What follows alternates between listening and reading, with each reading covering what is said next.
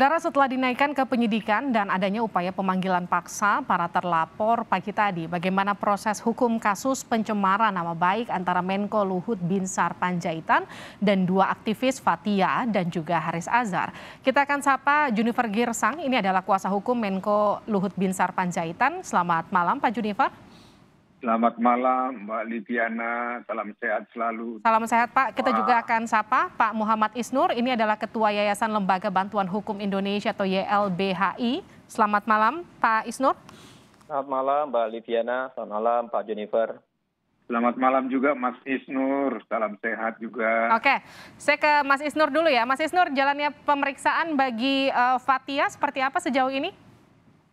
Ya, masih berlangsung Mbak, belum keluar. Tadi saya mendampingi sampai tahap pertama, setelah istirahat saya kemudian izin keluar, jadi masih berlangsung. Pertanyaannya tadi di awal seputar administrasi ya, teknis per YouTuber gitu. Dan Fathia memang dalam banyak pertanyaan tidak mengetahui YouTube kapan dibuat, YouTube itu ya siapa yang edit dan lain-lain. Nah, sesi yang kedua setelah saya izin keluar, saya tidak mengetahui perkembangan pertanyaannya. Dan karena saya harus juga menghadiri acara ini. Oke, sejauh ini informasi soal penjemputan paksa pagi tadi, apa yang bisa dikonfirmasi oleh Fathia dan juga Haris? Selama ini Fathia dan Haris berkomunikasi dengan baik dengan penyidik, baik via surat maupun via WhatsApp atau by phone. Jadi ketika tidak bisa pun menjelaskan ataupun surat panggilan misalnya menyusul itu pun tidak masalah. Nah, jadi pertanyaan buat kami, kenapa tiba-tiba tadi pagi langsung datang dan ada upaya menjemput paksa? Padahal jika dijelaskan dengan baik oleh kepolisian bahwa ini panggilan ketiga dan dikasih tahu bahwa jika tidak bla bla bla gitu, tentu akan lebih kita hormati. Ini pertanyaan buat Fathia, ada apa dengan cara-cara seperti itu? Makanya tadi Fathia dan Haris kaget ketika hari ini ada 5 anggota polisi datang langsung menemui.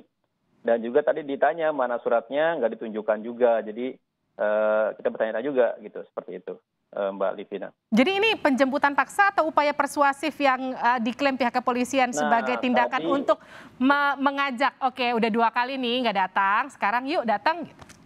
Ya tadi awalnya mau dibawa secara paksa, tapi Fathia bernegosiasi dan menolak penjemputan itu dan berkomunikasi untuk datang jam 11 siang dan kami datang jam 11 siang. Sehingga memang tidak jadi penjemputannya, tapi mereka mengawal. Demikian. Oke, saya ke Pak Junifer. Pak Junifer, sejauh ini Anda melihat jalannya proses hukum terhadap kasus yang tengah Anda tangani, seperti apa? Baik, terima kasih. Memang sejak kami membuat laporan, prosesnya kami selalu ikutin secara prosedural. Kami dipanggil setiap saat, kami hadir memang. Dan kami sudah diperiksa di penyidikan itu 2 kali di dalam lidik. Ya, kemudian di dalam penyidikan juga kami sudah diperiksa juga sebetulnya. Dalam tingkat penyidikan, karena sudah ditingkatkan penyidikan. Kemudian memang dari dokumen yang kami peroleh dari kepolisian, bahwa tanggal 17 Desember memang sudah ada disampaikan kepada kami SP2HP dan kemudian dalam SP2HP itu diinformasikan telah dimulai penyidikan kasus ini yaitu sejak 17 Desember.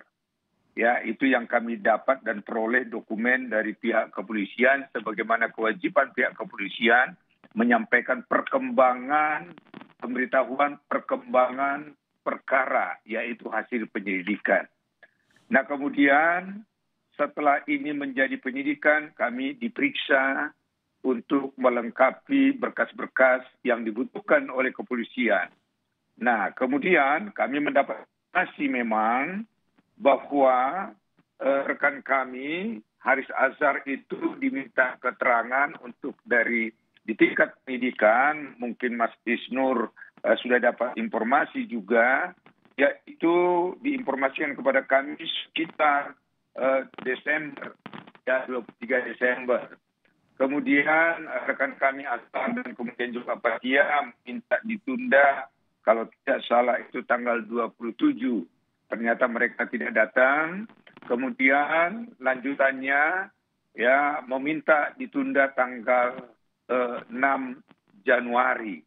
Ya, 6 Januari. Kemudian diinformasikan kepada kami setelah kami konfirmasi bagaimana perkembangan, rekan kita Haris Azhar dan Fathia juga tidak hadir. Nah, oleh karenanya pihak kepolisian, kami mendapat informasi tadi pagi mengambil tindakan sebagaimana diatur KUHP karena tidak hadir 2 kali adalah penjemputan secara paksa. Oleh karenanya dengan segala hormat kepada Mas Isnur, ya tentu proses ini hormati dan kita hormati. Sekali lagi kan klien kami selalu berkata kepada kami dan menyatakan kita hormati proses hukum. Kesalahan di mediasi yang diundang oleh pihak kepolisian klien kami sesibuk-sibuknya dia hadir di setiap panggilan kepolisian. Tetapi pada saat mediasi terus terang aja kami juga sangat kecewa ternyata waktu dan kesempatan yang diberikan mediasi itu pertama tidak hadir dan kedua juga ya panggilan untuk mediasi itu sekitar saya ada catatannya ini sekitar tanggal 23 November ya ada panggilan untuk mediasi juga tidak hadir. Nah, tidak hadir untuk melakukan mediasi. Disinilah yang kami menyatakan bahwa silakan proses karena kita sudah berupaya bagaimana yang terbaik secara kekeluargaan tapi tidak dihormati. Itulah perkembangan yang kami dapatkan dan kami peroleh sampai saat ini. Oke, Mas Isnur. Saya ingin menanggapi, Pak. Silakan.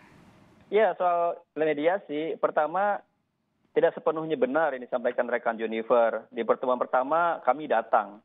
Tapi Pak Luhut dan Pak Junifer tidak datang. Jadi ada waktu yang tidak ketemu. Di mana ketika kami bisa, tapi Pak Luhut tidak bisa, dianggap tidak ada pertemuan. Tapi ketika Pak Luhutnya bisa, kami tidak bisa, dianggap kemudian gagal. Itu yang kita pertanyakan ke polisi, sejauh mana upaya mempertemukan agar cocok tanggalnya. Karena waktu itu ada tanggal di mana kami bisa, kami mendatangi sesuai dengan panggilan dari kepolisian, tidak datang gitu. Nah di lain waktu ketika kami tidak bisa, tapi Pak Luhut datang, itu dianggap kemudian kami tidak mau bertemu. Itu yang kami sayangkan dari komunikasi sama seperti sekarang. Kemarin-kemarin komunikasinya bagus dengan via WA, ngasih tahu gitu. Bisa ketemu kapan dan lain-lain. Ini yang menurut saya jadi ada standar yang berubah, standar yang berbeda penerapannya. Makanya ketika hari ini ada tiba-tiba panggilan paksa, kenapa tidak ada komunikasi yang baik seperti panggilan 1 dan panggilan 2? Itu yang kami pertanyakan Pak Rekan Junifer kepada kepolisian tadi. Seperti itu. Baik. Boleh saya jawab belum itu supaya clear, supaya tidak ada salah persepsi. Kalau saya punya data itu pertama-tama Mas Isnur kita diundang 18 Oktober. Ya, 18 Oktober pada saat itu memang kita minta ditunda karena alasan dari klien kami melaksanakan tugas negara mendampingi Presiden G20 itu di London.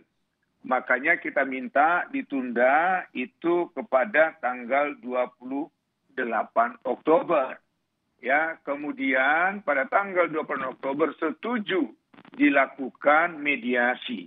Ini catatan kami Mas Isnur. Ya, ini catatan kami nanti di-recheck panggilannya. Ternyata kami hadir tanggal 28 Oktober tidak hadir. Kemudian dijadwalkanlah kembali yaitu tanggal 15 November. Ada datanya semua ini Mas Isnur. 15 November dikirim kepada kita, kemudian dilakukan mediasi kembali itu tanggal 23 November. Ternyata kami hadir akan padahal yang menentukan tanggalnya itu, saya masih ingat, saya sendiri berkomunikasi dengan penyidik, itu kalau boleh permintaan rekan kita Haris Azhar, jangan deh hari Kamis, boleh nggak hari itu? Pada saat itu saya tegaskan saya akan berkomunikasi. Saya berkomunikasi dengan Pak kami dikatakan nggak apa-apa. Ada tugas saya pending dan saya hadir hari Jumat. Ternyata disiapkan tidak hadir. Oke. Itulah yang terakhir untuk mediasi, barulah kita mendapat surat. Setelah itu proses lebih lanjut, terjadilah yang SP2HP, peningkatan penyidikan. Oke. Ini yang menjadi fakta kami. Ini saya clearkan dulu karena tadi nampaknya ada salah persepsi bisa dikatakan seperti itu antara pihaknya Mas Isnur dan juga pihaknya Pak Junifer. Jadi kalau saya clearkan, sebetulnya adakah niatan untuk mediasi atau memang waktunya aja yang belum ketemu sampai sekarang untuk mediasi? Tapi nanti dijawab usai jeda ya di Sapa Indonesia Malam.